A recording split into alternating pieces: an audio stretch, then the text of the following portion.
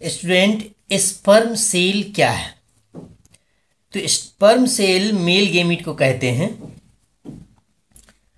Sperm cell male gamete यानी पुरुष प्रजनन कोशिका होती है। पुरुष प्रजनन कोशिका ये पुरुष में होते हैं, यानी पुरुष में बनते हैं। यह एक जीव को जन्म देने के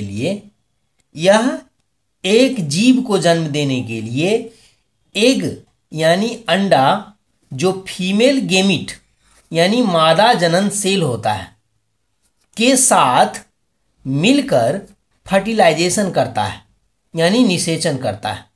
अब कैसे निषेचन करता है हम फिगर से समझते हैं।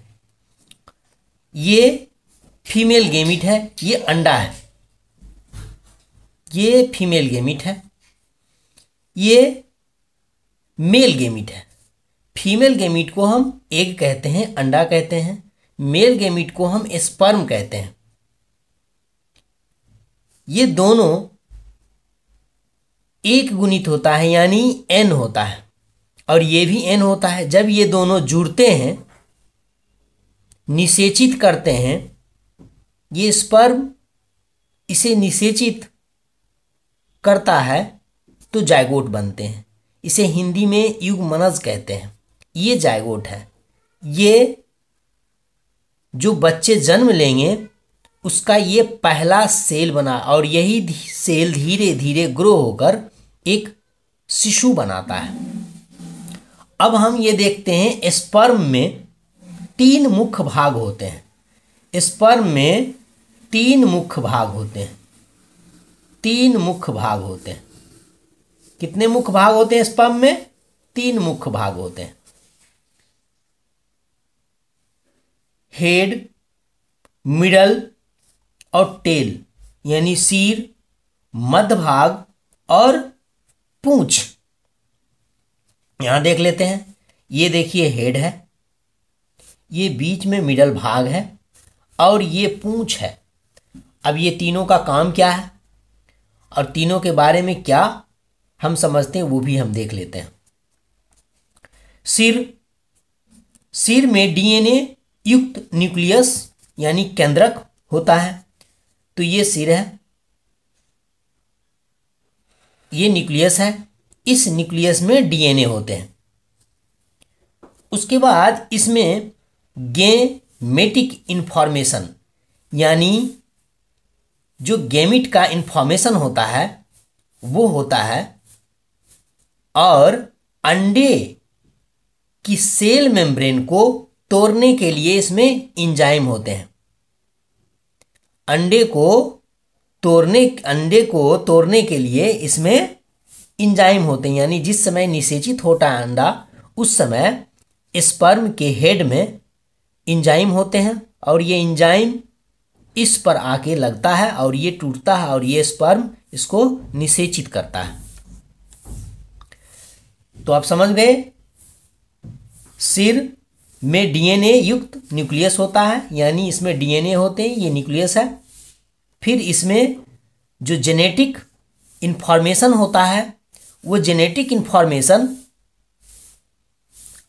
में बहुत कुछ होता है, और अंडे की सेल मेम्ब्रेन को तोड़ने के लिए इसमें एंजाइम भी होते हैं। जेनेटिक इंफॉर्मेशन आगे की तरफ हम होगा तो पढ़ेंगे, एक वीडियो बना देंगे जो समझने के लिए आसान होगा। अभी इतना ही समझते हैं। मिडल भाग में स्पर्म की गति के लिए ऊर्जा प्रदान करने वाले माइटोकॉन्ड्रिया होते हैं। माइटोकॉन्ड्रिया होते हैं, यानी ये मिडल भाग है।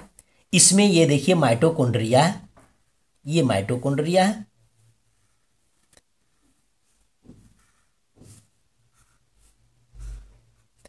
इसे माइटोकॉन्ड्रिया कहते हैं, ये माइटोकॉन्ड्रिया है। माइटोकॉन्ड्रिया आप जानते हैं सेल का पावर हाउस कहा जाता है, यानी इससे इस सेल को एनर्जी मिलती है।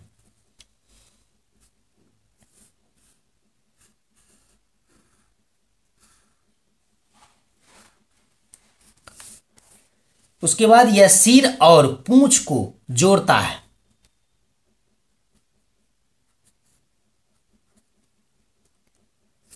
मिडल भाग सिर और पूंछ को जोड़ता है, यानी ये मिडल भाग है, मिडल भाग में ये सिर है इधर और इधर पूंछ है, तो ये सिर को भी जोड़ता है और पूंछ को भी जोड़ने का काम करता है। माइटोकॉन्ड्रिया एक से ज़्यादा होते हैं, ये ध्यान रखना है। माइटोकॉन्ड्रिया एक से ज़्यादा होते हैं, एक में नहीं होते हैं, इसमें कई माइटोकॉन्ड्रिया होते हैं जो पूंछ को मूवमेंट करने में मदद करता है और सेल को पूरी तरह से एनर्जी प्रदान करता है। टेल ये है,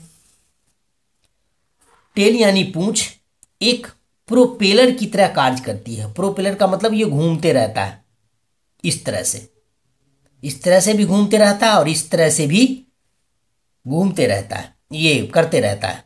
ठीक, मतलब इस तरह से घूमेगा भी और इस तरह से भी घूमेगा, तो प्रोपेलर की तरह काम करती है। साथ में चाबुक की तरह भी काम करता है जो स्पर्म को अंडे तक पहुंचने में मदद करता है। यानी इस स्पर्म को इस अंडे तक पहुंचने के लिए स्पर्म का ये जो पूंछ है, ये टेल है, ये टेल क्या करेगा, प्रोपेलर की तरह घूमते रहेगा और चाबुक की तरह वो इस तरह करते रहेगा ताकि ये स्पर्म में मूवमेंट हो और ये यहाँ से यहाँ तक पहुंच जाए और इसे निषेचित कर दे।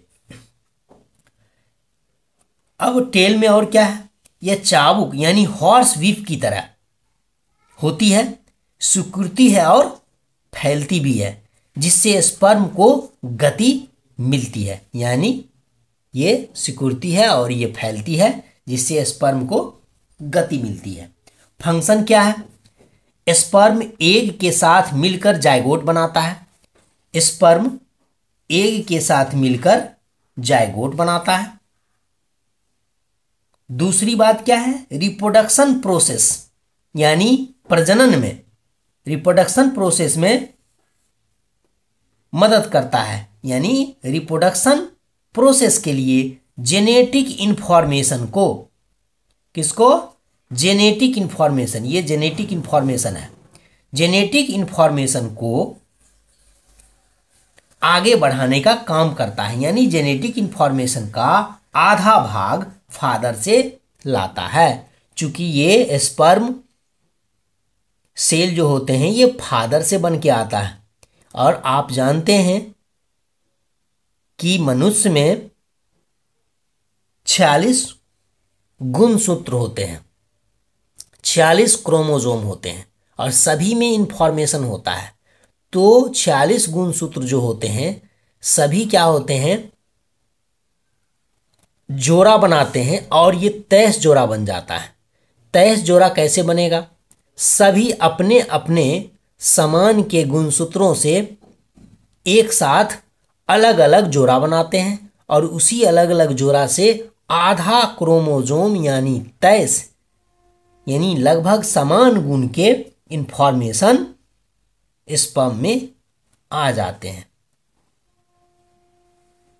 तो रिप्रोडक्शन प्रोसेस में जेनेटिक इंफॉर्मेशन को लाने के लिए स्पर्म बहुत जरूरी है। आप इसमें कितना समझते हैं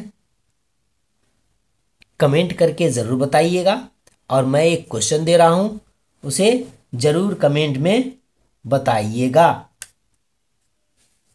ये स्पर्म का हेड है, स्पर्म के हेड में किस तरह के एंजाइम बनते हैं जो अंडे के ऊपरी भाग को गलाने में, तोड़ने में मदद करता है। अगर आपको वीडियो अच्छी लगी तो लाइक, सब्सक्राइब और शेयर जरूर कीजिएगा। धन्यवाद।